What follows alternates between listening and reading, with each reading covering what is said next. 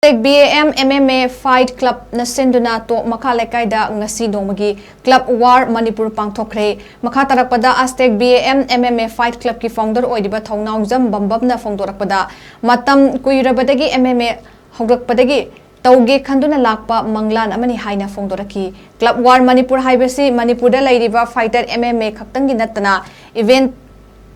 lairiba fighter mari lainaba sanaroi sing MMA di sananingba karam haina yaugani khangzadaba madu changba yabagi khudong chapa supiri MMA fighter khaktang loksinde atopa event laiba sanaroi singna changba yabagi ayaba pidi haina phongdorakli khoi manipura laiba fighter haidi MMA khatana tana atopa laiba event combat sport ka mari lena haitare fight ki mari lena ba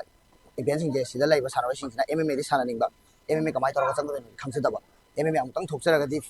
phagani ga khanjaba adugumba sanaroi myam lei asumbasingi changba yabagi opportunity ma pijaba sida MMA fighter khatang khoi loksan jade atop laiba event singda laiba fighter sanaroi khudima khoi sida participate tawba yabagi ayaba pijari aduga masida khalaiba sanaroi singina mathangi akhoi je klawar je every 3 months leraga singani adugi matungda mu klawar ahum subaga akhoi je fight night ama singani with topology amadi sidok kano topology record amadi silver record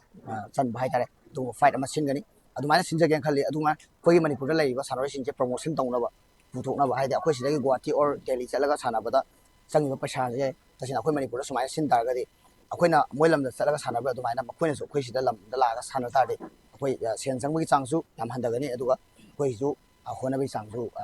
yam phajana honabi yare adu akoi manipur so sugumba lei haibase malemda sakta yare haibagi khadala to